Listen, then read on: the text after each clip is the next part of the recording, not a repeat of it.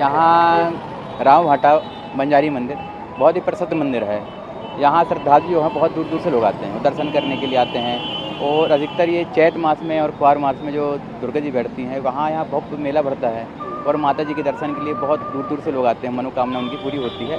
और दूसरी की बात यह है कि मंदिर के साथ यहाँ आप जो देख रहे हैं अमर जवान, जैसे दिल्ली में जो रखा गया है अमर ज्योति के नाम से, ऐसे यहाँ भी रखा गया है जो अखंड रूप से जलती है, अखंड रूप से जलती है। और यहाँ बहुत ही भव्य रूप से इसके दर्शन करने भी आते हैं, यहाँ घूमने के लिए भी आते हैं। वहाँ बहुत ही अच्छी चीज़ है यहाँ पर।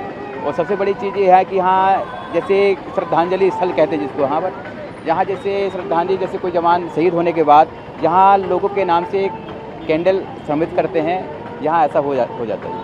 यहाँ मुझे देख के बहुत ही ज़्यादा खुशी होती है, क्योंकि ये जो सीन है, जो यहाँ अमर जवान ज्योति का जो ये सीन बना है, वो ओनली दिल्ली में देखा जा सकता है। पर दिल्ली के साथ साथ यहाँ हमारे बंजारी मंदिर में भी ये सीन देखने को मिलता है। तो मुझे देख के बहुत खुशी होती है, क्योंकि हम दिल्ली तो जा नहीं सकते, बट यहाँ हम जब भी दर्शन करने आते हैं तो हम अपने अमर शहीदों की ज्योति का रोज़ प्रज्वलित जो होती है उसके रोज़ दर्शन कर सकते हैं, क्योंकि हम रोज़ यहाँ दर्शन करने आते हैं। इसलिए मुझे बहुत ज़्यादा खुशी होती है यहाँ देख। जब से हमारे यहाँ शहीदों की कुर्बानियों के बारे में पता चला, तो उस समय से हम लोग हर समय स्कूल भी खुले हैं, वहाँ भी रोज़ झंडा फहराया जाता है। प्रतिदिन सुबह फहराते हैं, शाम को निकाल दिया जाता है। यहाँ भी अपना अमर जवान में भी फहराते हैं, सुबह फहरा देते हैं।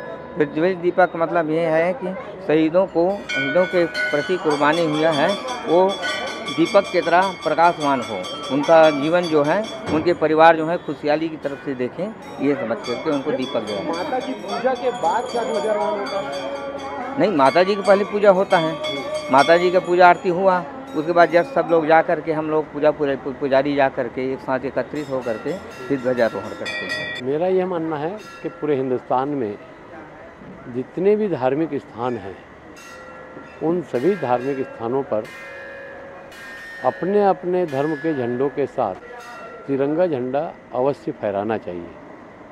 यदि तिरंगा झंडा सभी धार्मिक स्थलों में, हिंदू, मुस्लिम, सिख, ईसाई जितने भी हैं, तो धर्म के स्थान में यदि तिरंगा झंडा फहरा दिया जाएगा तो देश की बहुत बड़ी समस्या का समाधान हो सकता है।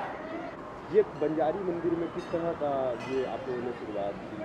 तो हमारे बंजारी मंदिर में 2003 से मंदिर में, स्कूल की जितनी भी संस्थाएं, सब में झंडा फहराया जाता है प्रतिदिन, और सूर्योदय के समय उतारा जाता है। अमर जवान ज्योति भी प्रज्वलित होती है, किस तरह का? हमारे वहाँ अमर जवान का जो स्तंभ बनाया गया है, तिरंगे झंडे के बाद उनको बनाने का मुख्य उद्देश्य था कि हर धार्मिक स्थान में अपने पालक जो होते हैं बच्चों को लेकर जाते हैं अपने अपने धर्म के स्थान में। और जब बच्चे, आज का युवा पीढ़ी और बच्चे उस अमर जवान स्तंभ को देखते हैं तो माँ बाप को पूछते हैं कि ये क्या है। तब माता पिता उनको बताते हैं कि हमारे देश में जो जवान शहीद हुए हैं उनकी स्मृति में ये स्तंभ बना हुआ है। नहीं तो आज के बच्चों को ये भी नहीं पता है कि जवान शहीद होता है। आज के बच्चे तो सिर्फ यही कहते हैं कि देश का जवान मर गया। जवान कभी मरता नहीं है, शहीद होता है। कहा जाता है कि इस मंदिर का जो इतिहास लगभग 500 वर्षों भी पुराना है, चूँकि ये बंजारों की जो देवी है उनकी माँ हैं और जिनकी पूजा अर्चना जो है वो यहाँ की जाती है। और इस मंदिर पे न केवल माता की भक्ति होती है, बल्कि इसके साथ साथ यहाँ आने वाले तमाम श्रद्धालुओं को देशभक्ति का जो जज्बा है वो यहाँ देखने को मिलता है। और निश्चित तौर पे उनके अंदर कहीं ना कहीं यहाँ आने वाले भक्तों में देशभक्ति का जज्बा भी दिखाई देता है। कैमरामैन मिथिलेश साहू के साथ राजेश निषाद, ईटीवी भारत, रायपुर।